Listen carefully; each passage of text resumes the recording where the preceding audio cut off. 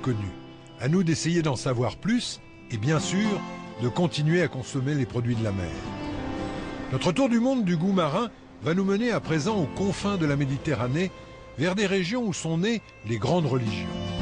Là-bas en Israël, s'est écrite l'histoire extraordinaire d'un poisson biblique, une histoire commencée il y a 2000 ans.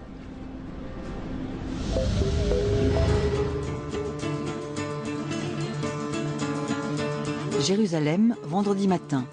La foule se presse au grand marché Marani Yehuda. Sur les étals des poissonniers, le tilapia se fait la part belle. Ce poisson emblématique met tout le monde d'accord. Juifs, musulmans, chrétiens, tous en raffolent. On l'aime beaucoup au barbecue ou frit, c'est meilleur frit, mais sachez-le, c'est un très bon poisson. Il y en a des rouges et des gris, des gros et des petits. Ceux que j'avais hier faisaient 3 kilos. Et ils sont partis tout de suite. Tilapia, c'est son nom scientifique. Mais on dit mousht en hébreu, amnoun en arabe, et poisson de Saint-Pierre chez les chrétiens. Le plus qu'on vend, c'est le mousht, le amnon. Ça, c'est le plus qu'on vend. C'est le poisson le plus demandé.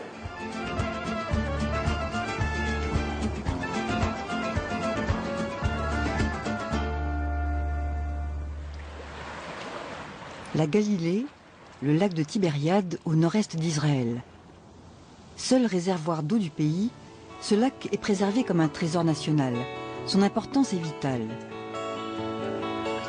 Pour les Israéliens, c'est aussi un lieu de villégiature, de calme et de repos. C'est ici que commence l'histoire du tilapia. C'est ici qu'on le pêche depuis plus de 2000 ans.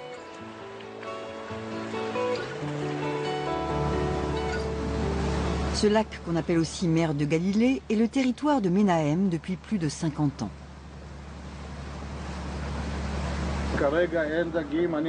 Pour l'instant, je n'ai rien repéré. Je cherche uniquement des tilapias, le poisson de Saint-Pierre. C'est la bonne saison. En ce moment, il se trouve entre 5 et 10 mètres de fond. Le tilapia est un herbivore. Il se nourrit d'algues, ce qui, d'après les connaisseurs, lui donne un goût très particulier.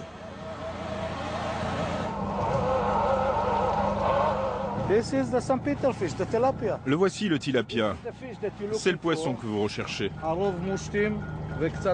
Il y a beaucoup de tilapia aujourd'hui, mais ils ne sont pas les seuls dans le lac. Il y a aussi des carpes argentées. Regardez celle qu'on a attrapée. C'est un petit gabarit, car les carpes atteignent parfois 30 ou 40 kilos.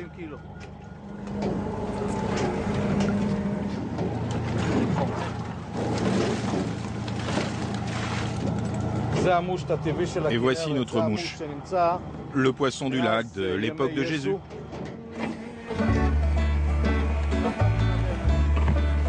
Quand on pêche sur le lac comme Menahem, on est forcément relié à l'histoire sainte. La Bible raconte que Saint-Pierre était pêcheur ici même avant de suivre Jésus, de devenir apôtre et d'être sanctifié. Il pêchait lui aussi des tilapias. Depuis ce temps-là, autour du lac de Tibériade, on l'appelle le poisson de Saint-Pierre.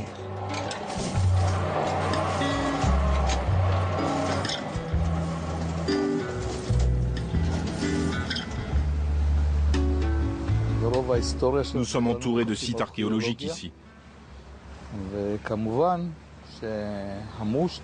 Et bien sûr, le tilapia, pour moi, mais aussi pour l'État d'Israël, c'est notre connexion avec le christianisme et avec tous ces pèlerins qui viennent ici en grand nombre.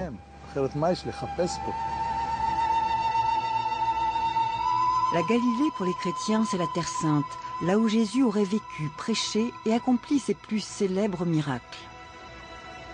On aperçoit aussi bien sûr tout ce bouquet de végétation entretenu par les franciscains qui gèrent le lieu. Chemise ouverte et short en jean, Michel a l'allure décontractée des pasteurs d'aujourd'hui.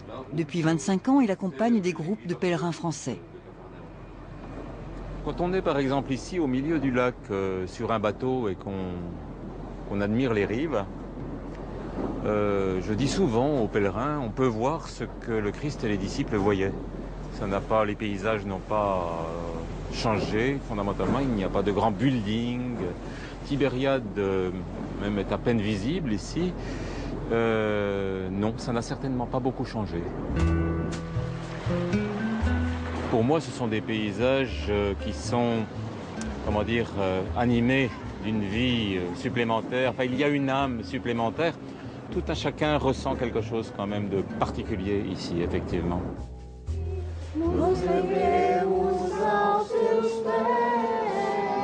Les pèlerins suivent les traces de Jésus. À l'embouchure du Jourdain, là où le fleuve se jette dans le lac de Tibériade, les chrétiens du monde entier rejouent une scène biblique.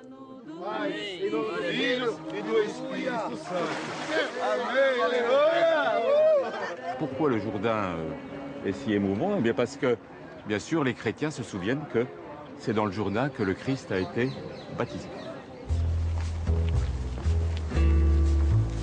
De site historique en lieu sacré, le groupe de Michel arpente les rives du lac. Et ici, dans l'église de Tabga, dédiée au miracle de la multiplication des pains et des poissons, ils vont croiser la route du tilapia.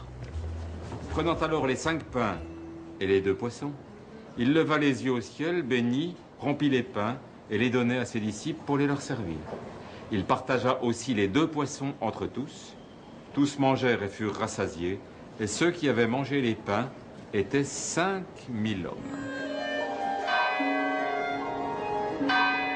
5 pains et 2 poissons auraient nourri une foule entière. Cette très ancienne mosaïque symbolise le miracle de Jésus. Et les 2 poissons représentés, ce sont des tilapias.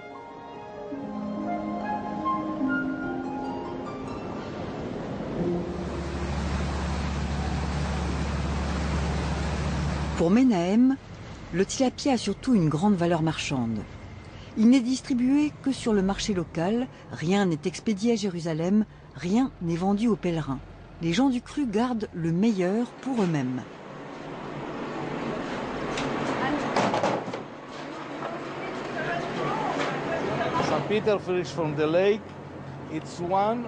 Le tilapia du lac, c'est l'un des poissons les plus goûteux du monde. Et croyez-moi, j'ai de l'expérience. J'ai parcouru le monde et je peux vous dire que le tilapia, c'est un poisson naturel, sain et bourré de vitamines. Accroché aux collines de la rive ouest du lac, Tibériade, capitale de la Galilée. Tibériade est aussi la capitale du tilapia sauvage. On vient parfois de loin pour en acheter, mais vous ne le verrez pas sur les étals des poissonniers. Pour trouver le poisson du lac, il faut se renseigner, insister, comme si on le vendait sous le manteau. Yoav veut bien nous en chercher quelques-uns dans la chambre froide, à l'arrière de sa poissonnerie.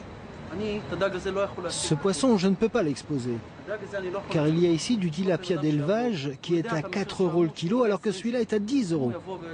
Alors si je devais annoncer le prix au client, il deviendrait fou. Il dirait, quoi, chez l'autre poissonnier, il est à 4 €, c'est impossible. Moi, j'ai pas envie de discuter les prix. Alors je le mets au frigo et ceux qui en veulent viennent pour ça. Ils me disent, Amir, tu as du poisson du lac aujourd'hui ? Vous achetez des tilapias? Oui, je viens exprès de Jérusalem pour ça. Le tilapia sauvage est un poisson rare, recherché par les gourmets, les connaisseurs, les initiés.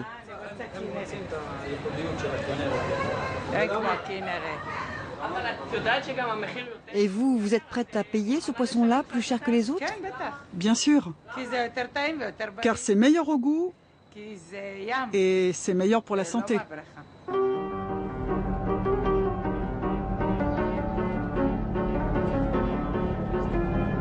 Michel le pasteur poursuit son voyage en Terre Sainte.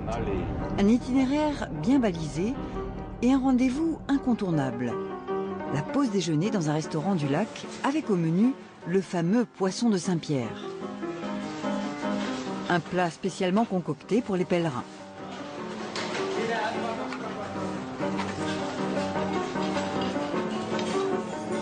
Des tilapias à la chaîne pour répondre aux besoins de l'industrie du tourisme.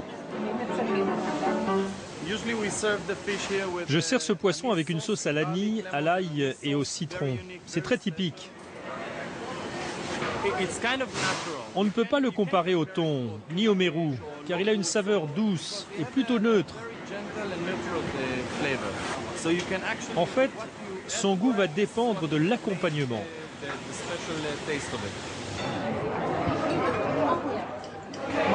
ça ressemble beaucoup à la dorade. Ouais. Je trouve qu'il est ferme. C'est un poisson ferme en chair, compact. Moi, je vois pas de ressemblance avec la dorade pour ma part. C'est différent, je découvre. Derrière ce poisson pour touristes se cache une gigantesque industrie. Sur les rives du lac de Tibériade, des centaines d'hectares sont dévolus à l'élevage du tilapia.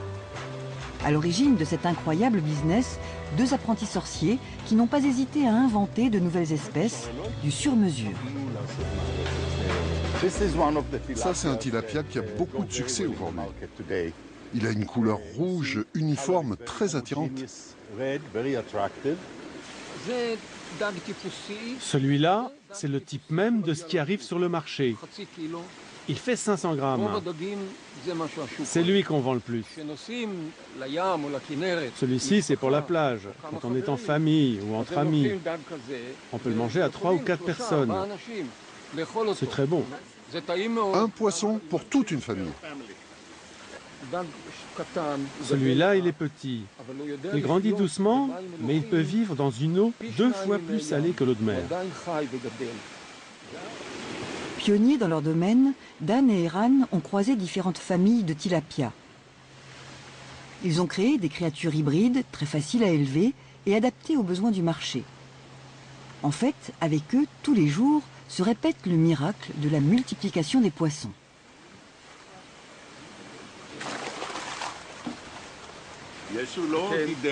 Jésus n'a pas élevé de poissons, lui. Il les a reçus comme ça, par magie. Alors que moi, c'est 30 ans de travail. On a appris à élever les tilapias de façon rentable, même dans des espaces très hostiles. Aujourd'hui, on peut exporter nos techniques partout. En Afrique, par exemple, où les températures sont élevées, où il y a peu d'eau. On sait créer des systèmes très performants. Et ça a tellement bien marché que le procédé s'exporte aujourd'hui sur tous les continents. Des fermes aquacoles pullulent dans le désert de Galilée et le tilapia est désormais le 2e poisson le plus consommé au monde.